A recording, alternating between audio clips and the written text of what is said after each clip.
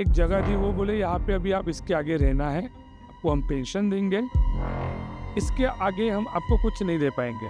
The moment second Bajirao Peshwa यानी विनायकराव पेशवा बिठूर चले गए, उसी के साथ शनिवारवाड़ा में जो जो प्रतिकृति थी, जो जो पूजा विधियों के अनुसार, जो भी तंत्र विधि के अनुसार जो भी साधन थे, संसाधन थे, मूर्तियाँ थी, वो बिठूर लेके चले गए।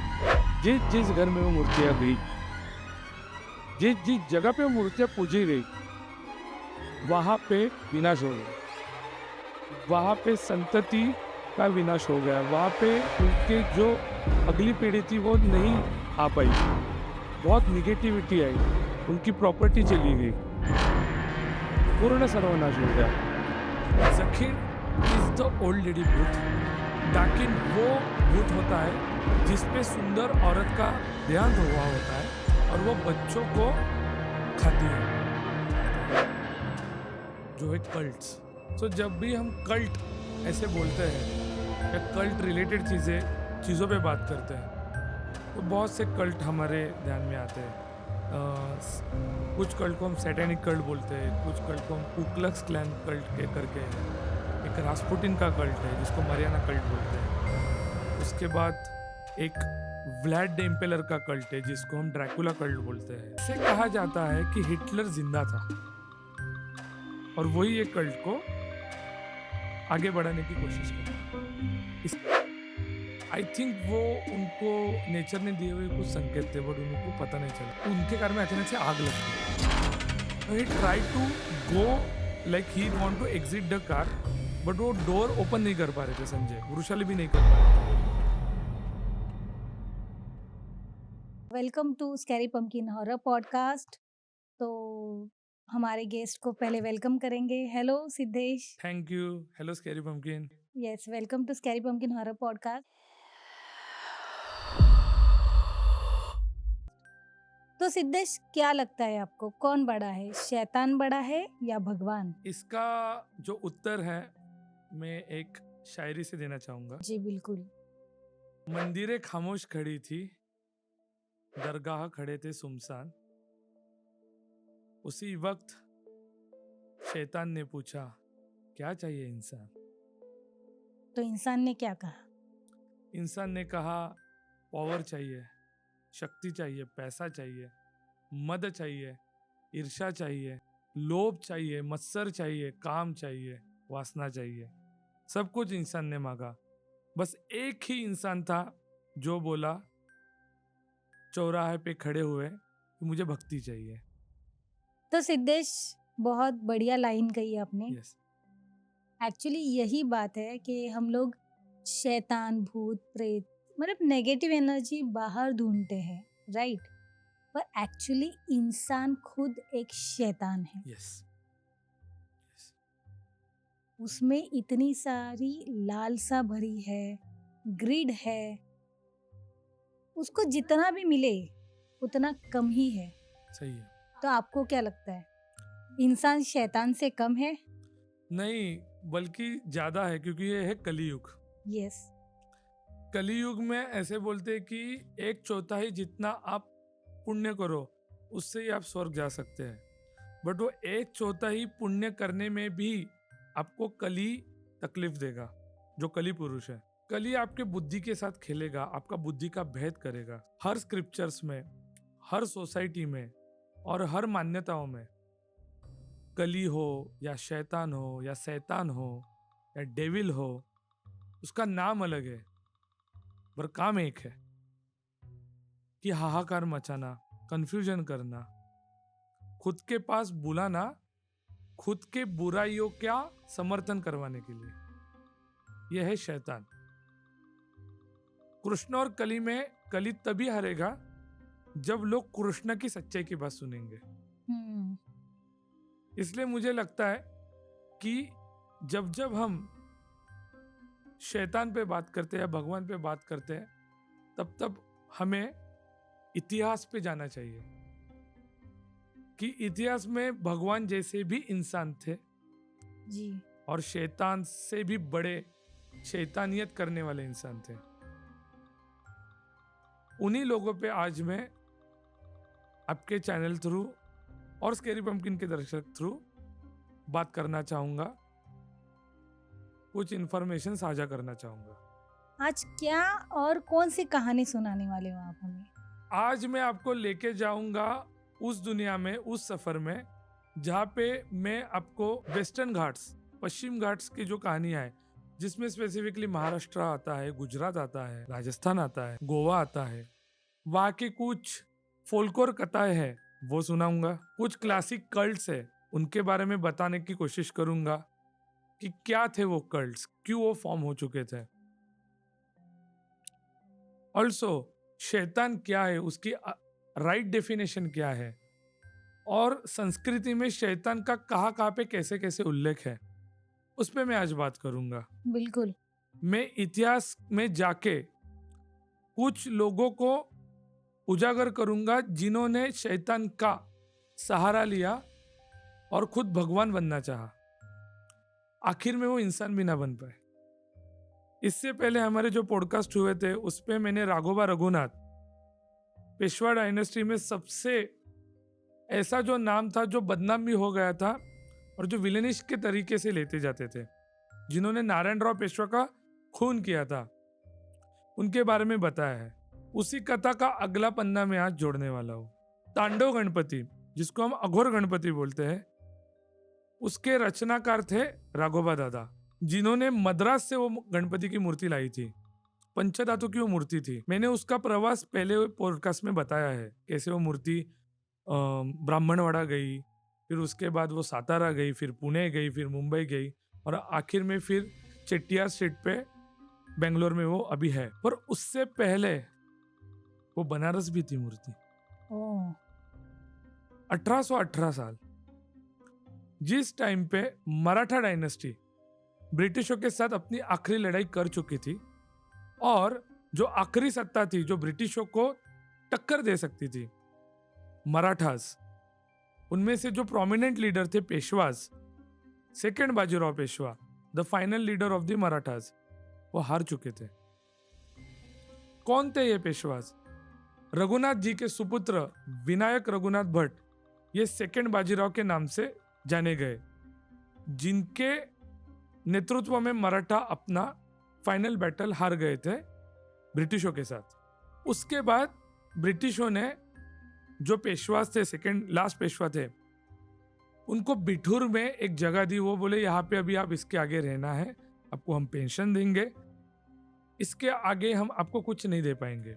The moment second Bajirao Peshwa यानी विनायक राव पेशवा बिठूर चले गए, उसी के साथ शनिवारवाड़ा में जो जो प्रतिकृति थी, जो जो पूजा विधियों के अनुसार, जो भी तंत्र विधि के अनुसार जो भी साधन थे, संसाधन थे, मूर्तियां थी, वो बिठूर लेके चले गए। उनका उस पे ये प्रयास था कि ये मूर्तियां बनारस में जाके विसर्जित करेंगे गंगा मैया के पात्र में। ऐसा कहा जाता है कि तांडव गणेश के साथ भी रघुनाथ राव पेशवा ने 11 मुंजा और 2 ब्रह्म राक्षस एक आइडल में बांधे थे, और उसकी कथा बहुत कम लोगों को पता है। तो द मूवमेंट बनारस में वो उन्होंने अपने सैनिक भेजे कि इनको विसर्जित करना है, ऐसे 13 मूर्तियां।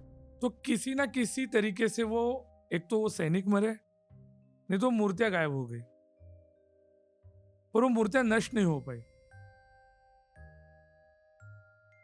तो ये जो मूर्तियों का जो प्रवास था वो बहुत अलग था। मुंजा कौन होता है? जो मैंने पहले भी बताया था, मुंजा वो बच्चा होता है जो 7 से 12 साल का रहता है, और उस उम्र में उसका देहांत होता है, पर उसने वेदों का ज्ञान और पठन स्टार्ट किया होता है पढ़ने के लिए।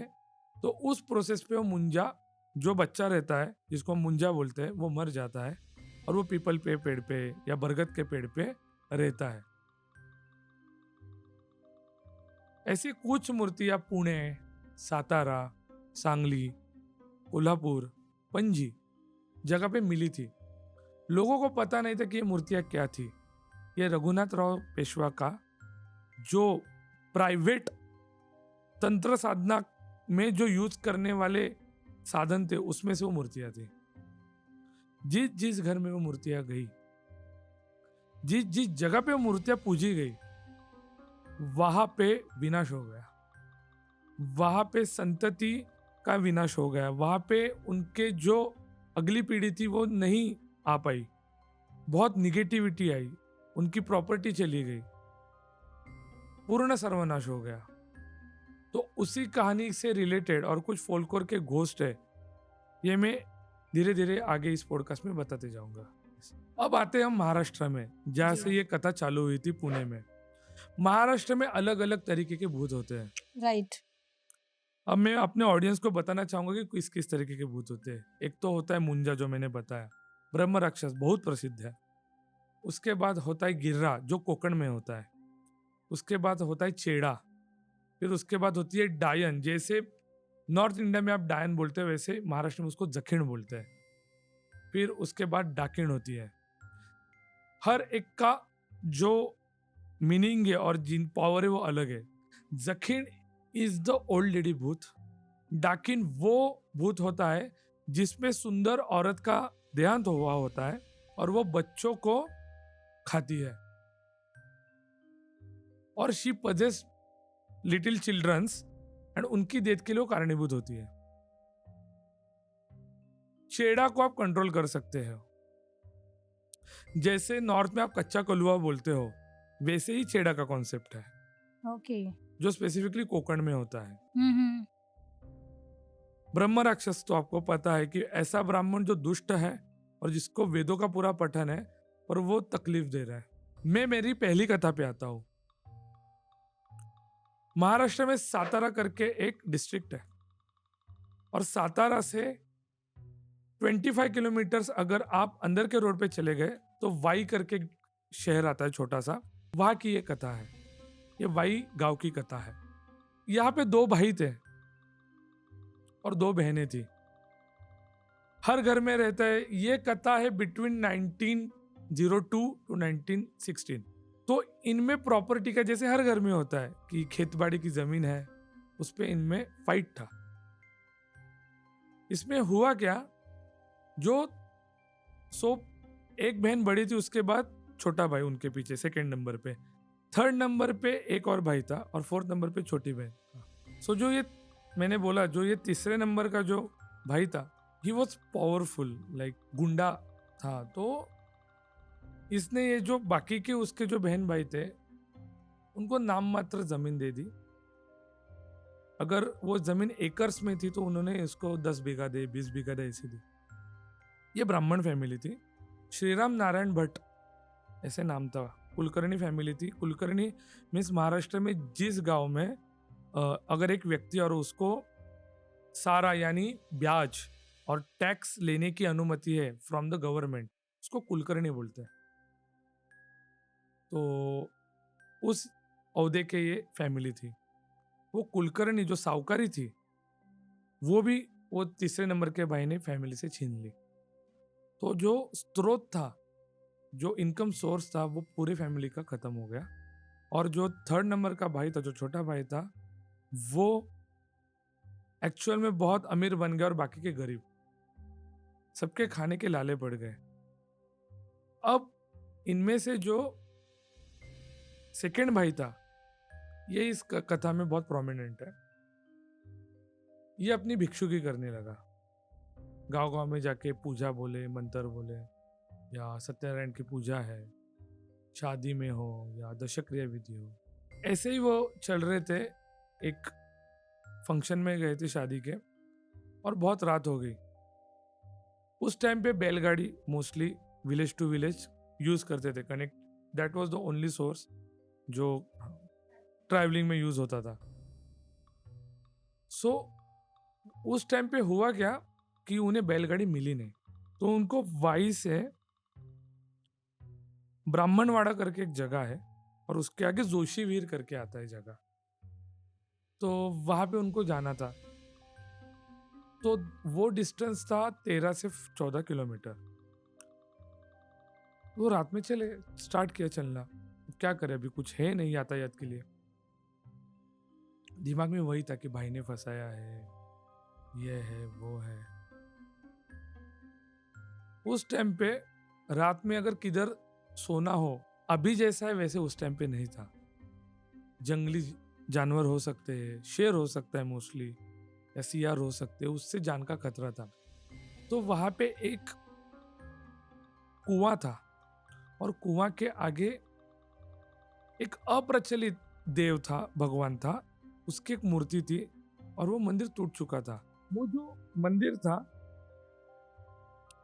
वहां पे ये सोने के लिए चले गए। 2 दिन बाद वो घर पे लौटे। 2 दिन क्या हो गया उनके साथ? पता नहीं था। तो मोमेंट वो घर पे लौटे, अब स्नान नहीं किया था, तो उनकी जो माता जी थी बोली, विष्णु इतनी देर क्यों लगी बेटा, मैं सोया था। कितने, अभी तो कल ही तो सोया था। नहीं, 2 दिन हो गए। अब 2 दिन हो गए, इस पे वो भी आश्चर्यचकित हो गए। उसके बाद जो उनका घर था उसमें पैसा आना चालू हुआ, बरकत आना चालू हुआ। उस घर में बरकत पूरी आने लगी। जिस घर में खाना खाने को नहीं मिलता था, उस घर में दूध दही मक्खन से वो भरा पड़ा, घी घर में थी। उस घर में गाय आई, उनकी खेती फिर से स्टार्ट हो गई, बहुत सारा पैसा आया। लोग भी आश्चर्यचकित हो गए कि अभी विष्णु इतना छोटा, इतना गरीब था, ये अचानक से कैसे हुआ। फिर उन्होंने धीरे धीरे अपना जो पूजा पाठ था गांव गांव जाके वो भी बंद किया करना। बट इस पे प्रॉब्लम ऐसा था कि जो विष्णु जी थे, विष्णु भट्ट, वो स्पेसिफिकली कैसा होता है कि एक मेन हाउस रहता है गांव में और एक खेती में एक हाउस रहता है। वो खेती के हाउस में जाकर रहने लगे, वो घर वालों के साथ नहीं रहते थे। और उसके साइड पे उन्होंने सॉल्ट, नमक का एक सर्कल बनाया था घर पे। किसको पता नहीं चलता था कि वो बोलते थे कि रात के 9 बजे के बाद इसके आगे नहीं आना है किसी को भी। घर के गरीबी से तंग होके उनका जो बड़ा बेटा था विष्णु जी का, वो मुंबई आया था एजुकेशन के लिए और वहां से कलकत्ता चला गया। उनका बेटा बना barrister. Now we are move forward to 1921-22। अब बेटा बैरिस्टर बना है, पिताजी भी खुश थे, माताजी भी खुश थे। वो आया मिठाई लेके कि मैं खुशखबरी देने के लिए। द मोमेंट वो घर पे आया, घर पे उसने देखा कि घर पे पूजा चल रही है। श्रीधरम माधवम गोपिका वल्लभम जानकी विनायकम रामचंद्रम भजे। और जैसे उसने एंट्री की, हरे राम राम राम हरे, तो वो बोला कि पिताजी कहाँ पे? वो आरती के लिए नहीं है। महाराष्ट्र में गणपति की बहुत पूजा की जाती है। वो बोली नहीं, पिताजी घर पे आना छोड़ दिए हैं, वो अभी खेती के अभी घर पे है। वहाँ पे जो घर उन्होंने नया किया वो बड़ा है, उन्होंने वहाँ पे जाके उनका आशीर्वाद ले। वो मिठाई लेके वहाँ पे गया। पिताजी बोले कल आ, अब रात के 9 बज चुके हैं, आज नहीं आना है तुझे। फिर वो कल सुबह गया। तो पिताजी आपने ऐसे क्यों बोला, आपको कुछ खुशी नहीं हुई? आज मैंने इतना मेहनत करके पढ़ाई करके, नो फीस उस टाइम पे, स्कॉलरशिप लेके मैं पढ़ा हूँ, अभी मैं लंदन जाऊंगा फिर से प्रैक्टिस करने के लिए। बोला नहीं मैं खुश हूँ, तू कैसा है? बोला मैं अच्छा हूँ। बोला यहाँ पे रह मत, तुझे जाना है जिधर जा, बट वाई फिर से आना नहीं है। बोले क्यों पिताजी ऐसे क्यों? बोले नहीं, सातारा फिर से आना नहीं है बेटा, तू पुणे जा, तू मुंबई जा, तू कलकत्ता जा, किधर भी जा, मुझे पूछ मत कब। और अचानक से पिताजी गंदे गंदे वर्ड्स यूज करने लगे, चल निकल इधर से, और चिल्लाने लगे। बेटा डर गया, बोला क्या हुआ? नहीं तू निकल इधर से, मैं तेरे को नहीं बोल रहा हूँ। बेटा माँ को आके बोला कि पिताजी ऐसे क्यों करने लगे? बोला नहीं पता। निकलने से पहले वो गए और पिताजी को बोला कि मैं बेटा हूं, मुझे जानने का पूर्ण अधिकार है। तो पिताजी बोले ये कथा सुनाने के बाद मैं जिंदा रहूंगा या नहीं रहूंगा मुझे पता नहीं, पर मैं ये ज्यादा सहन भी नहीं कर सकता। द मोमेंट ये कथा खत्म हो जाएगी तो इधर से निकलना। ठीक है। पिताजी के हाथ में एक अंगूठी थी जो उसने कभी भी देखी नहीं थी। उस अंगूठी में नीलम मणि था। बोला ये कहाँ से आई? बोला मैं बताता। बोला मैं, तेरे माँ ने बताया होगा कि 5-10 साल पहले ऐसे ही 2 दिन गायब था, तो मैं एक मंदिर में था। रात में मुझे बैल जो था उसकी जोर से चिल्लाने की आवाज आई। मैं जैसे भागा, वहां पे मैंने देखा कि एक औरत बैल को खा रही है। मैं डर गया, मैं बोला क्या कर रही है तू, और वो अच्छे घर की औरत थी। वो मुझे देख के भागने लगी। मैंने उसको पकड़ा। द मोमेंट मैंने उसको पकड़ा, वो मुझे पुरुष के आवाज से गाली देने लगी। अब मैं खुद पुरोहित हूँ, ब्राह्मण हूँ, तो मैं उसको मदद करना मैंने उधर ठीक समझा। तो मैंने मंत्रोच्चार चालू किए हनुमान जी के। उसका उस पर कुछ फर्क नहीं पड़ा, वो हंसने लगी। कुछ देर बाद मैंने देखा कि वो जो औरत थी वो एक्चुअल औरत नहीं थी, एक पहलवान जैसे ऊंचा इंसान जिसने मेरे को अपने काख में ऐसे पकड़ के रखा था, वो वहां पे खड़ा था। मैंने जैसे ऊपर देखा, मुझे पता चला कि वो नीमा है। मुंजा मैंने बताया कि वो बच्चा रहता है। नीमा कौन रहता है, इसी श्रेणी में रहता है ब्रह्म राक्षस की, पर ये यंग रहता है, लाइक 17 to 19 ईयर्स का, जिसको शादी करनी होती है। इसकी काम वासना उत्तेजित हुई होती है। ये स्पेसिफिकली औरतों को टारगेट करता है। उन्होंने देखा साइड पे औरत का बॉडी है, ये डर गए। इनके पास था उनके माँ ने दिया हुआ त्रिशूल, छोटा सा, वो चांदी का त्रिशूल उन्होंने निकाला और वो जो मुंजा था, जो नीमा था, उसके फोरहेड पे लगाया जोर से, और जोर जोर से राम रक्षा कहते हुए भागने लगे। वो मुंजा भी उनके पीछे भागने लगा। वो बोला क्या है, नहीं मेरी चीज तेरे पास है, मेरी चीज तेरे पास है, मेरी चीज तेरे पास है। बोले क्या, कौन सी चीज है? बोला तो बेसिकली जब मुंजा का मौजे बंधन होता है तो उसकी शिखा होती है, शेंडी बोलते हैं हम उसको, तो उसके कुछ बाल इनके हाथ में आ गए थे। वो भीख मांगने लगा कि दे दे, तू दे दे, मैं तेरे काम करूंगा। तो उसके बाद वो बोले कि मैं तेरे को कंट्रोल करूंगा।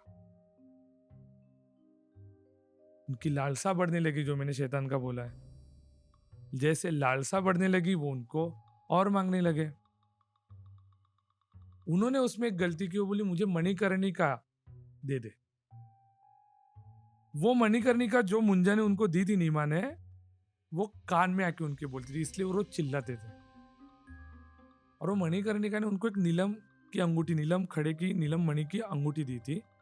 द मोमेंट वो जब घिसते थे, उस टाइम पे वो नीमा और वो मणिकर्णिका मैं उससे वो काम करने लगा। और मैंने एक गलती की, मैंने उसको कर्ण पेशाचिनी मांगी। उसने मुझे कर्ण पेशाचिनी दी। इसलिए तू जो देखता है कि मैं जो रात को चिल्लाता हूँ, क्योंकि वो मेरे पास आते हो, मेरे दिमाग से खेलते, मुझे गंदी गंदी चीजें दिखाते, प्रेत दिखाते, रक्त दिखाते, सब दिखाते। उससे इशू ऐसा होता है कि मैं सोच नहीं पाता, मैं बोल नहीं पाता, मैं चिल्लाने लगता हूँ कि जाओ यहाँ से। वो बोलती कि मेरी नीलम अंगूठी और जो मुंजा के बाल है वो तेरे पास है, वो दे दे, हम जाएंगे।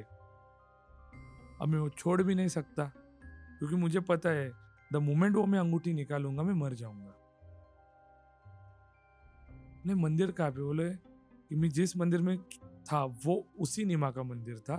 बाद में पता चला कि वो राघोबा दादा का, जो जहाँ पे उन्होंने बंधक बनाया था नीमा को, उसका वो मूर्ति था। उसके बाद जो कर्ण पेशाचिनी थी और जो नीमा था, उन्होंने इनके सब काम किए। उनका जो भाई था वो पागल बन गया। उनकी जो बहनें थी वो ज्यादा झगड़ा नहीं कर रही थी, क्योंकि उनके घर पे भी आग लग गई। फिर उनके पति का एक का देहांत हुआ। तो वो बोले कि जो पिताजी थे, बेटा तो अभी यहाँ से निकल, क्योंकि अभी मैं अंगूठी निकालने वाला हूँ। अगर मेरी मौत हुई तो मैं मुक्त हुआ ऐसे समझो, पर उस मंदिर के पास कभी ना जाना। उन्होंने वो अंगूठी निकल और बेटा चला गया। बेटा और सब वो जो फैमिली वाले थे, उन्होंने सेकेंड डे देखा कि वो उनके पिताजी मर चुके थे। सो ये पहली मूर्ति थी। ऐसे और 12 बाकी थी। भविष्य में ऐसे जो 12 बाकी जो मूर्तियां हैं, जो छुपाई है राघोबा रघुनाथ ने, मैं उसके बारे में बताऊंगा। पर उसके ही रिलेटेड कोंकण में भी एक थी स्टोरी, जहाँ पे स्पेसिफिकली हल्दी का एक प्रोग्राम होता है। तो हल्दी के प्रोग्राम पे ऐसे बोलते हैं कि आपको जो नवविवाहिता होती है, जो वधू होती है, उन्हें बाहर नहीं जाना चाहिए। नजर लगती है, बुरी चीजें होती है। तो बाहर गई। सेकेंड डे पे जब वो घर आई, वो अरेबिक में बोलने लगी। अब वो क्यों अरेबिक में बोलने लगी किसको पता नहीं था। जब मोमेंट उन्होंने पापा गुरव को बुलाया, गुरव मीन्स मांत्रिक कोंकण रीजन में, तो उनको पता चला कि वो खबीस का भूत था। और जो खबीस का भूत था उस औरत के मुंह से बोला था कि मुझे हाथ मत लगा, नहीं तो मैं औरत को मार डालूंगा। जो गुरव थे, विश्वेश्वर साटम नाम था गुरव का, उन्होंने उसको हेल्प करना चाहा। बोले ये कहाँ पे गई थी, तो पता नहीं। तो उन्होंने बोले उसको छोड़ दो, उसकी रस्सियां निकाल दो। तो वो रात को जो वधु थी जिसपे खबीस ने अटैक किया था, वैसे ही रात को चल रही थी। और उन्होंने देखा कि गांव जैसे खत्म हुआ वो। So this is basically this story is in Ratnagiri district. गांव का नाम नहीं बताऊंगा यहाँ पे। तो वो एक ऐसे टूटे हुए मंदिर पे गई जहाँ पे उन्होंने अगली 3 मूर्तियां देखी, जिसपे नीचे लिखा था राघोबा रघुनाथ। उसके बाद उन्होंने यज्ञ किए, लघु रुद्र का यज्ञ किया और उसको बचाने की कोशिश की। बट 7 दिन बाद उसने सुसाइड किया। कभी हम फिर से मिलेंगे तो मैं अगली मूर्तियों की कथा बताऊंगा। पर अभी दूसरे विषय पे हम अभी जाते हैं, जो है कल्ट्स। सो जब भी हम कल्ट ऐसे बोलते हैं या कल्ट रिलेटेड चीज़ों पे बात करते हैं, तो बहुत से कल्ट हमारे ध्यान में आते हैं। कुछ कल्ट को हम सैटेनिक कल्ट बोलते हैं, कुछ कल्ट को हम कुक्लक्स क्लैन कल्ट के करके है। एक रास्पुटिन का कल्ट है जिसको मरियाना कल्ट बोलते हैं। उसके बाद एक व्लाड द इम्पेलर का कल्ट है जिसको हम ड्रैकुला कल्ट बोलते हैं। उसके बाद ब्लैक स्टार कल्ट करके आता है जो यूके में है, यूनाइटेड किंगडम। और फिर द रेड हैमर करके कल्ट है जो जर्मनी में है। उसके बाद द क्रॉस स्वस्तिका जो हिटलर का रिलेटेड नाजिज्म है, उसके घोस्ट रिलेटेड कल्ट है कि नाजियों ने सैटन को बंदी बनाने की या उनके तरीके से काम करने की कोशिश करने का ट्राई किया। आज मैं स्पेसिफिकली 2 कल्ट पे बात करूंगा।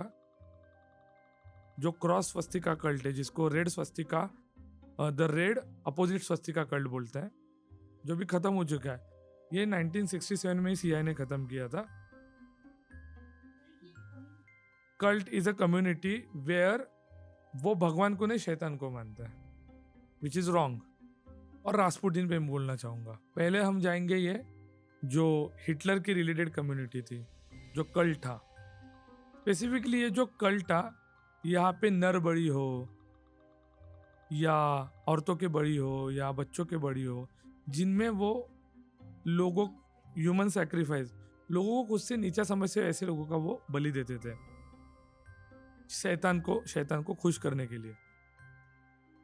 अब प्रॉब्लम ऐसा है इसमें कि ये जो कल्ट था इसका डॉक्यूमेंटेड प्रूफ है ना खत्म कर दिया केजीबी ने, जो रशिया का सीक्रेट एजेंसी था, एंड सीआईए ने। तो इनके ज्यादा भी डॉक्यूमेंटेड प्रूफ नहीं है। जो भी है उसके इस पे मैं बात कर रहा हूँ। कुछ लोग अर्जेंटीना भाग गए क्योंकि मोसाद, इजरायली सीक्रेट एजेंसी जो थी वो नाजियों के पीछे थी। तो खुद की जान बचाने के लिए, मोसाद से जान बचाने के लिए बहुत से अर्जेंटीना भाग गए, बहुत से पेरू करके कंट्री वहां पे भागे, स्पेसिफिकली साउथ अमेरिका। ऐसे कहा जाता है कि अर्जेंटीना में जितने भी पत्रकार थे, रिपोर्टर थे, वो बोलते थे कि साउथ अर्जेंटीना में एक स्पेसिफिक गांव था जिसको आयरन शील्ड बोलते थे। वहां पे रात में ब्लैक कोट पहन के और हुडेड मास्क पहन के ब्लैक कलर का, और पीछे अपोजिट स्वस्तिका रेड कलर में उसको सर्कल और उस पे सैटन का सिगिल, ऐसे बहुत से लोग जा रहे हैं और सर्कल बना रहे हैं। सर्कल के बीच में स्पेसिफिकली 23 से 28 साल की औरत है जिसको वो आग के ऊपर खड़ा किया और उसको सैक्रिफाइस कर रहे हैं। ऐसे कुछ तो वो लोग बोलते थे, हम देखते थे। बट हम जिस टाइम उधर जाते थे तो उस बंगलों में कोई नहीं होता था, उस जगह पे कुछ नहीं होता था। तो ऐसे कहा जाता है कि हिटलर जिंदा था और वही एक कल्ट को आगे बढ़ाने की कोशिश कर रहा था। इसके आगे हम बात करेंगे ग्रेगोरी रास्पुतिन पे। Gregory Rasputin is the mysterious monk. Mysterious monk क्यों बोला जाता है? क्योंकि Gregory Rasputin is one of the powerful monk जो रशिया का जो जार निकोलस II थे उन पे प्रभावशाली जो व्यक्ति था, प्रभाव डाल सकता था, वो ग्रेगोरी रास्पुतिन था। रशिया का जो पूरा पॉलिटिक्स था वो ग्रेगोरी रास्पुतिन के आसपास इर्द गिर्द घूमता था। ग्रेगोरी रास्पुतिन ऐसे ही ऑकल्ट एक्टिविटीज के लिए जाना जाता था, जिसमें उसने स्क्विड गेम जैसे बहुत से गेम्स स्टार्ट किए थे जिसमें एक्चुअल ह्यूमन डेथ होती है। रशिया में बाद में ब्लू व्हेल जैसे गेम आए हैं। तो वो ये जो गेम है ये ऐसे ही गेम से इंस्पिरेशन लेके आया जो ग्रेगोरी रास्पुतिन ने चालू किया था। वो गेम का नाम था ब्लड सर्कल। उस पे सर्कल में लोग बैठते थे और रशियन रोलेट कैसा होता है वैसे बॉटल घुमाई दी जाती थी और हर एक को एक कैरेक्टर मिलता था। उस पे आपको इधर आप असैसिन हो और इधर आप विलेजर हो। उस पे से 5 असैसिन रहते थे और 100 विलेजर्स रहते थे। लोगों को पता नहीं होता था असैसिन कौन है, तो रियल में वो असैसिन लोगों को किल करते थे और जो जीतता था उसका रास्पुतिन सैटर्न के लिए बलि देता था। जीतने वाले कोई उसका ग्रैंड प्राइज है कि आप सैटर्न के लिए मरो। तो इसका अर्थ यह है कि सब मरते थे। तो लोग बोल रहे क्यों हो रहा था ये? तो ऐसे बोलते हैं कि देयर इज वन बुक जो ब्रेवेरियन मोनेस्ट्री में लिखी गई थी which is situated in Czechoslovakia. उसका नाम है Codex Giga. Codex Giga is a satanic Bible जहां पे वो 316 पेजेस की बुक है, गधे की चमड़ी से बनी है। एक मंक था जिसने राजा के कुछ नियम का उल्लंघन किया था, तो राजा ने उसको शिक्षा दी थी। उसको बोला था कि आप मुझे एक दिन में ऐसे बुक दे दो जिससे मैं प्रभावित हो जाऊंगा। तो फिर वो मंक ने सैटर्न के साथ सोल एक्सचेंज किया और सैटर्न ने उससे वो बुक लिखी। उसके बाद वो मंक ने भी सुसाइड किया और वो जिधर जिधर कोडेक्स गीगा गया उधर उधर विनाश हुआ। व्लाड द इम्पेलर के भी वो राज में आया था रोमानिया में। इट इज अराउंड 1392 के आसपास। वहां पे ब्लैक प्लेग आया था 1400 सेंचुरी में। बाद में वो आया रास्पुटिन के पास और फिर गए जर्मनी और एंडिंग में वो स्वीडन में आया था।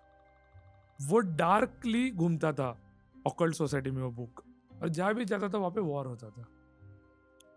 तो ऐसे कहा जाता है कि Rasputin is the only one जिसको 316 बुक्स के पूरे 316 पेजेस पता है, because there is no extra pages 7 pages in that book.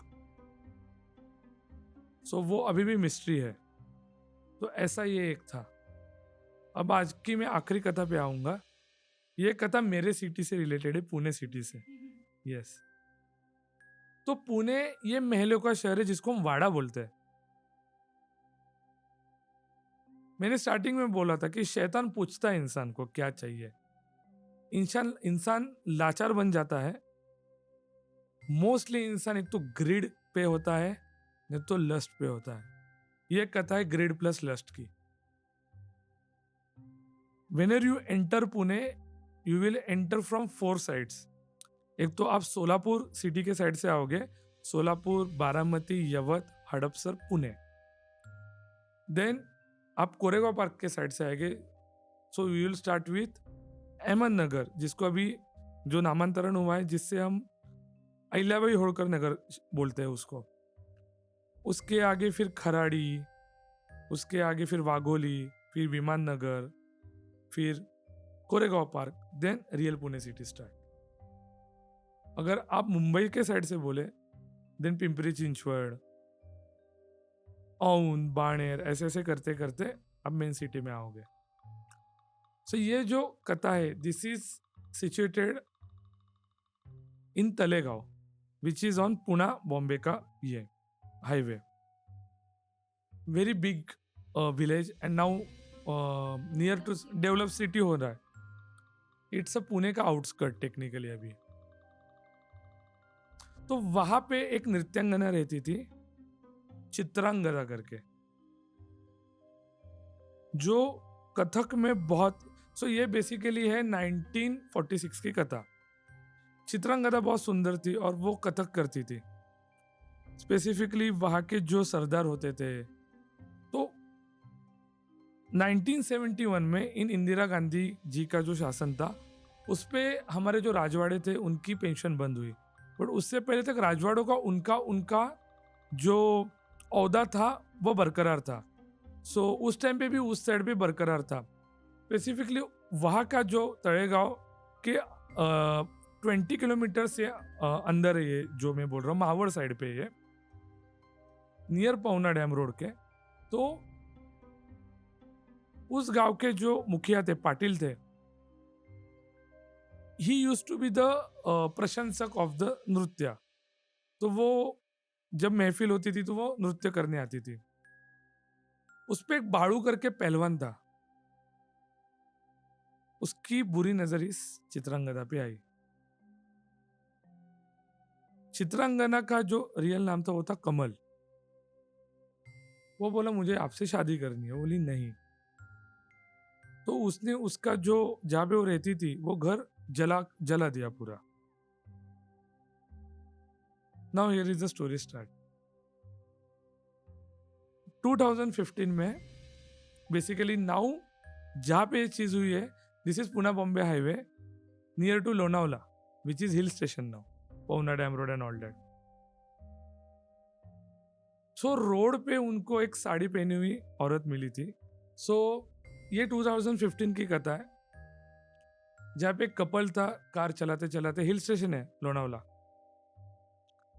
Pawna dam road आता है, फिर लोहगढ़ आता है, फिर लोनावला आता है. उस रोड पे जा रहा था. अब वहां पे उनकी कार का बंद ही हो गई, एक पंक्चर हो गई. तो वो पंक्चर निकल के और आगे जा रहे थे. बट उस टाइम पे उनका जो इंजन था वो गर्म हो गया पंक्चर निकालने के बाद, क्योंकि वो घाट रास्ता है, लाइक वो चढ़न है वहां पे. उनको वहां पे एक अलंकार लेके, लाइक प्रॉपर गहने पहने वाली एक औरत दिखी. और वो बोली कि मुझे आगे मेरा गाँव है, प्लीज छोड़ो, ये रात में मैं नहीं ट्रैवल कर पाऊंगी, ये गहने हैं, ये है, वो है, अब कोई भी हेल्प करेगा.